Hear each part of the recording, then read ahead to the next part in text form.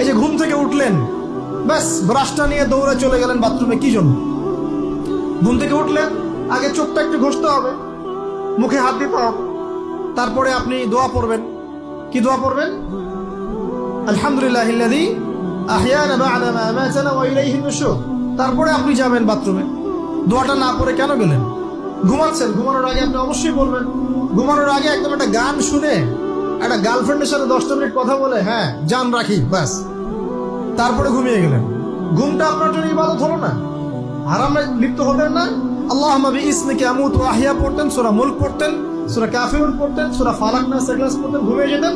পুরো ঘুমটাই ইবাদত, পুরো ঘুমটাই নাকি? ঘুমিয়ে আছেন নাকি পাচ্ছেন? আপনি ইচ্ছাকৃতভাবে আপনার আমলটা নষ্ট করলেন। ইস্তেঞ্জা করতে গেছেন, ইস্তেঞ্জা করতে গিয়ে গান শুরু করে দিল বাথরুমে। বাথরুম সিঙ্গার আছে না কিছু? বাথরুমে গান গাওয়ার জায়গা না।